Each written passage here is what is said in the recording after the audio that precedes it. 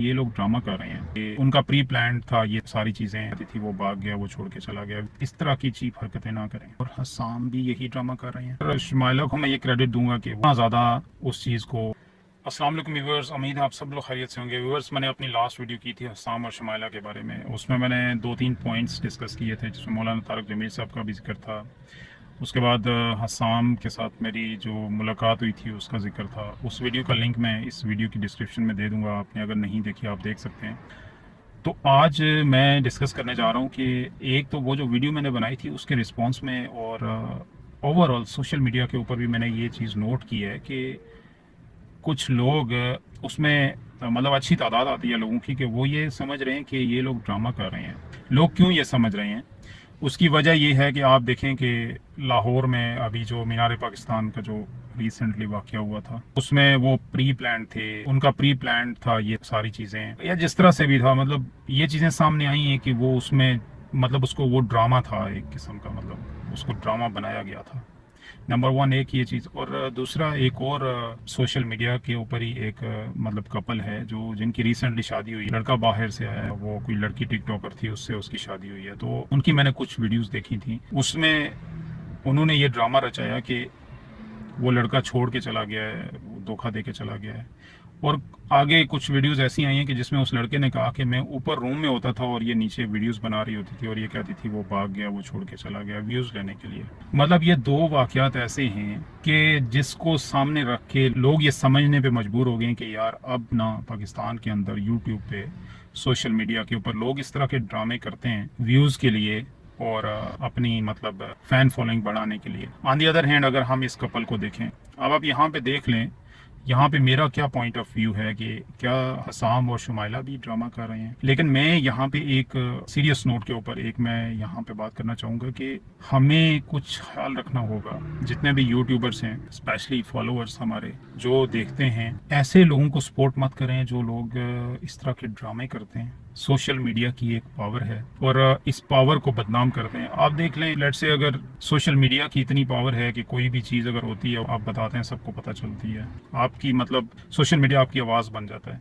मेरा यहाँ पे मैसेज ये है कि ये जो हमारी आवाज़ है, ये जो पावर है पाकिस्तानियों को जो मिली है, इसका गलत इस्तेमाल ना करें। अगर इसका गलत इस्तेमाल करेंगे तो आपकी जो ये आवाज़ बनता है सोशल मीडिया, इसकी पावर में कमी आना शुरू हो जाएगी और एक टाइम ऐसा आएगा कि ये बदनाम होकर रह जाएगा और फिर आप बोलते रहेंगे, आपकी बात का असर नहीं होगा। स्पेशली मेरा यूट्यूबर्स के लिए भी ये मैसेज है, फॉलोअर्स के लिए भी है कि ऐसे लोगों को एक तो ये कि सपोर्ट ना करें, और दूसरा ये है कि यूट्यूबर्स इस तरह की चीप हरकतें ना करें। अब हम टॉपिक के ऊपर वापस आते हैं कि क्या शुमाइला और हसाम भी यही ड्रामा कर रहे हैं। तो इसमें हम ना थोड़ा सा, जब उनका इश्यू हुआ था ना, हिस्ट्री में थोड़ा सा जाते हैं, थोड़ा सा एसेस करने की कोशिश करते हैं, बहुत थोड़ी टाइम में। इसमें मैं ज़्यादा टाइम नहीं लूँगा आपका, लेकिन इसको थोड़ा सा एसेस करने की कोशिश करते हैं। आप देखेंगे जब इनका ये इशू हुआ, मैं उस वक्त मरी के एक टूर के ऊपर था और मैं काफ़ी हर्ट हुआ था ये न्यूज़ सुन के। स्टार्ट में अगर आप सच पूछें तो मेरा माइंड भी ये कहता था कि यार, मैं एक चीज़ आपको दिल से बताऊं कि इनका जो ब्रेकअप है उसने मुझे बहुत हर्ट किया है। इनकी जो बच्ची है उसको लेके मैं बहुत हर्ट हुआ हूँ, क्योंकि यार देखें, वो बाप जो होता है ना, उसकी लाइफ छिन गई है एक किस्म की। बेटी उसकी लाइफ थी, बेटी कोई भी होती है ना, बेटी हो या बेटा हो, वो बाप की लाइफ होती है। अगर वो आपसे छिन जाए तो फिर पीछे कुछ रहता नहीं है।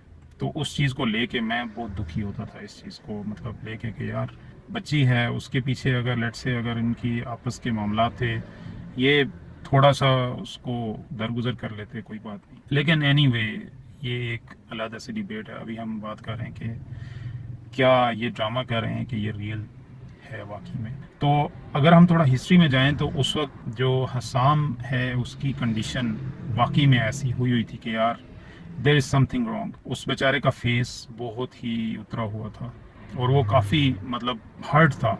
ये ड्रामा नहीं लगता था उस वक्त, इन चीज़ों से ड्रामा नहीं लगता था। और उसके बाद शुमाइला भी आती थी। खैर, शुमाइला को मैं ये क्रेडिट दूंगा कि वो मतलब इस चीज़ में वो, उसमें ये क्वालिटी है, वो स्मार्ट इनफ है कि उसने ना अपने फेस पे ये चीज़ आने नहीं दी, मतलब फील नहीं इतना होने दिया कि कोई बड़ा इशू होगा।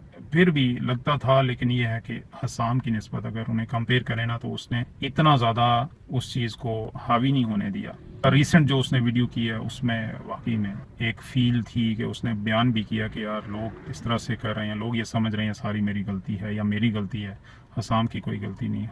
तो उसमें कुछ उसने दिल की बातें की हैं, और वो वीडियो भी अगर आप देखें तो वो वीडियो भी मुझे थोड़ा सा मतलब सैडनेस की तरफ लेके गई है। उसकी वजह ये है कि मैं होप कर रहा था कि मे बी कुछ इनके बीच में जो है वो चीज़ें सेटल हो जाएं, लेकिन उस वीडियो के बाद मुझे थोड़ा सा ये एहसास हुआ है कि यार चीज़ें काफ़ी आगे की तरफ जा रही हैं और जा भी चुकी हैं। और दूसरा ये कि यहाँ पे मैं ये कहना चाहूँगा कि हसाम जो है ना और शुमाइला भी, वो कभी भी ये नहीं चाहेंगे कि उनकी बच्ची है वो बड़ी होकर ये देखे कि इन्होंने फैन फॉलोइंग के लिए और अपने व्यूज़ बढ़ाने के लिए जो है वो इस तरह का ड्रामा किया था। ठीक है, वो एक मतलब यूट्यूबर हैं, उनकी लाइफ जो है वो सोशल मीडिया के ऊपर थी और लोग उन्हें देखते थे, लोग जानना भी चाहते हैं, लेकिन उसके बावजूद भी मतलब देखें, मैं असेसमेंट कर रहा हूँ, ये मेरा पॉइंट ऑफ व्यू है।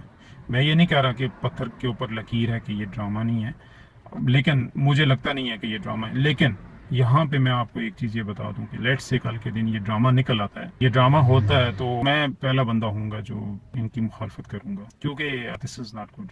मुझे लगता तो नहीं है ऐसा है। अच्छा नाज़रीन, आज के लिए इतना ही। आई थिंक काफ़ी डिस्कशन हो गई है। नेक्स्ट वीडियो तक अपना बहुत सारा ख्याल रखिएगा और अपने इस चैनल का भी ख्याल रखिएगा। फिर मिलते हैं। Thank you very much.